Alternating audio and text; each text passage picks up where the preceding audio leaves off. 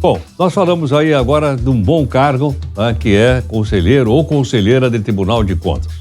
E tivemos pelo menos 4 ex-primeiras-damas já recebendo lá um bom salário. Uma delas, inclusive, recebe um salário de R$41 mil.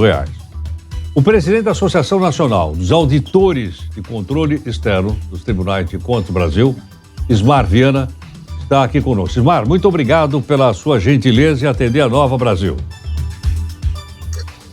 Bom dia, Heródoto Barbeiro, bom dia aos ouvintes da Nova Brasil. É um prazer para nós da ANTC poder falar sobre temáticas relacionadas ao controle externo. Então, estou à sua disposição para eventuais questionamentos. Ismar, uma das questões interessantes é o seguinte: a esposa vai para o Tribunal de Contas, o marido é governador do estado. Não tem um conflito de interesse aí, na sua opinião?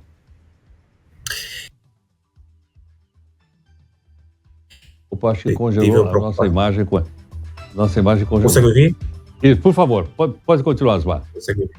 Pronto. Há uma preocupação não apenas dos integrantes dos tribunais de contas, quanto da própria sociedade, porque o que se espera de um controle externo é de um controle imparcial, de um controle sem conflito de interesses. Então, há uma preocupação no âmbito legislativo hoje. Eu acho que a própria lei de probidade administrativa reformada, né, ela trouxe um dispositivo expresso nela, vedando o nepotismo no âmbito da própria administração pública. Então, não faz sentido que para um órgão de controle externo, ou seja, um órgão cujo julgador vai julgar as contas dos administradores públicos, um órgão que tem por missão constitucional cuidar, tutelar, proteger os bens, valores e dinheiros públicos, não tem uma preocupação com o nepotismo, certo? O nepotismo no exercício do controle. Então, de fato, quando um ex-governador, ele indica um parente direto, ele indica a sua própria esposa, incorre em manifesto patrimonialismo, que é um resquício nosso ainda da administração pública, mas nessa situação de uma forma extremamente, ainda mais, eu diria, ainda mais preocupante, porque busca se desvirtuar, certo? Colocando como se fosse uma preocupação com a equidade de gênero, e não é isso, certo? Na verdade, é um pano de fundo que tem sido assim utilizado para indicar ex-esposas, como se fosse para colmatar espaços femininos nesses espaços institucionais, certo? Então, tem-se usado isso como forma de refutar as críticas da imprensa, como forma de refutar as críticas das instituições. Então, os segmentos associativos, eles não têm realmente feito críticas a indicações de mulheres. Pelo contrário, nós estimulamos as indicações femininas para esses espaços de poder. Agora, precisamos compreender que não dá para indicar parentes de governadores, parentes de ex-governadores, certo? Incorrendo nesse conflito, eu diria que conflito de interesses, certo? Então, o texto constitucional, Heródoto, ele buscou proteger essas indicações. Então, o texto constitucional exige reputação ilibada, idoneidade moral, tempo mínimo de experiência na administração pública, que seja integrante da área do direito, economia, administração, contabilidade. Então, há uma série de requisitos. Então, o legislador constituinte, ele exatamente quis colocar dentro de tribunais de contas, não apenas um agente preparado, apto, legalmente competente para poder desempenhar, mas, sobretudo, imparcial. Então, a própria indicação de um parente já gera um descrédito social, ainda que não se tenha, por exemplo, uma vedação expressa, pelo menos expressa num texto assim, constitucional. Então, não precisa ser um especialista no âmbito jurídico para perceber a manifesta ofensa à moralidade. Certo? Então, o que quis o legislador quando trouxe esses requisitos? É permitir também que essas escolhas sejam pautadas por princípios republicanos. Então, quando eu indico um parente meu para ocupar um cargo dessa envergadura constitucional, não só por conta da alta remuneração, mas por conta da missão constitucional de proteger bens e valores públicos, quer que eu, enquanto governador, indique não um parente meu, mas indica aquele que demonstre o preenchimento dos requisitos e que não tenha qualquer tipo de mácula quanto à escolha, que não seja uma escolha pessoal enquanto governador, mas uma escolha institucional, certo? Então, volto a dizer, a súmula 13 que vedava o nepotismo, ela se espraia para toda a administração pública. Então, aí o Supremo mitiga um pouco o entendimento para cargos de secretário de ministro de Estado, mas é para a função administrativa. Mas quando eu trago uma indicação dessa para a função de controle, não me parece que o texto constitucional ele abra margem normativa para que o governador indique o filho, indique a mulher, ou que o ex-governador...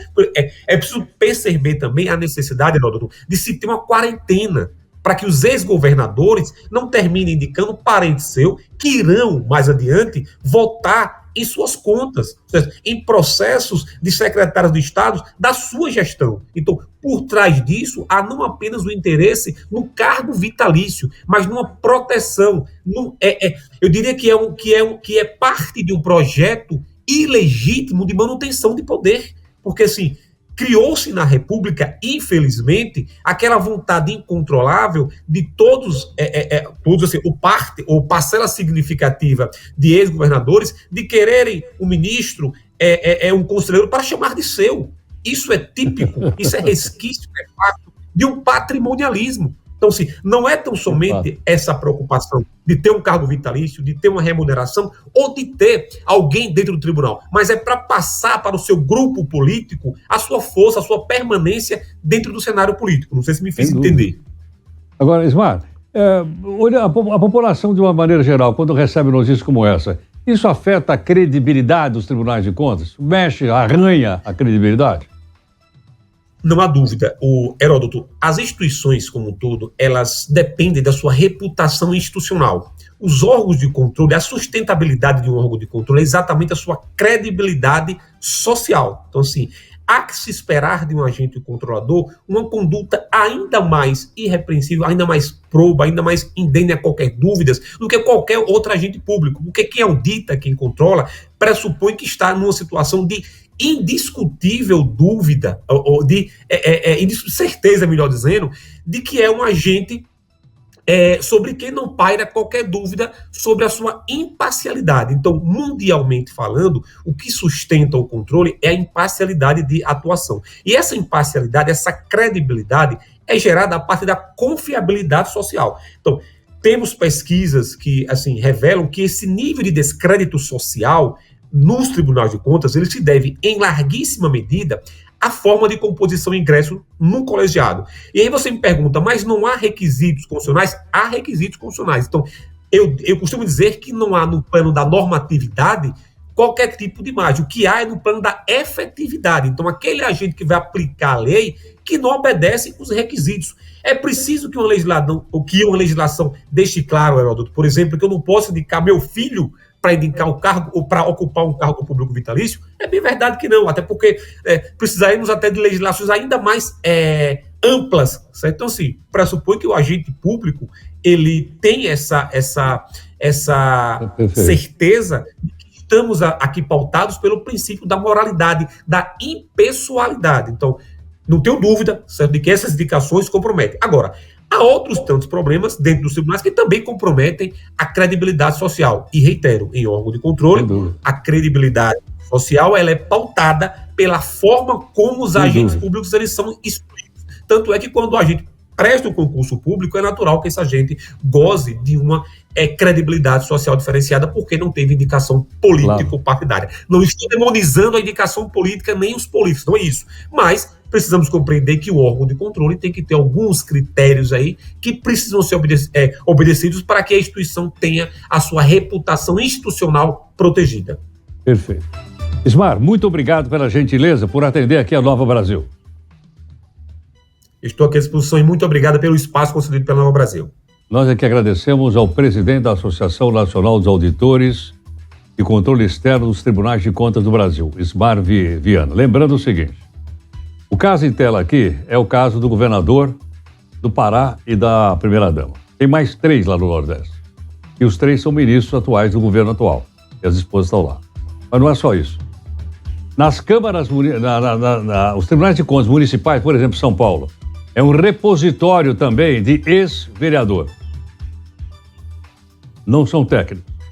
Tribunal de Contas do Estado, mesma coisa. Os critérios são políticos. Os critérios não são técnicos, como ele acabou. E mais, se olhar lá para o Tribunal de Contas da União, o último lá que foi colocado, quem foi? Um ex-senador. Anastasia, que foi senador e governador, não se reelegeu, está lá no Tribunal de Contas da União. Então o critério é critério puramente técnico. Deveria ser puramente técnico. Mas a gente percebe que do Tribunal de Contas da União ao Tribunal de Contas do município é só, eles chamam de patrimonialismo. Eu vou chamar de nepotismo, que é mais ou menos o meu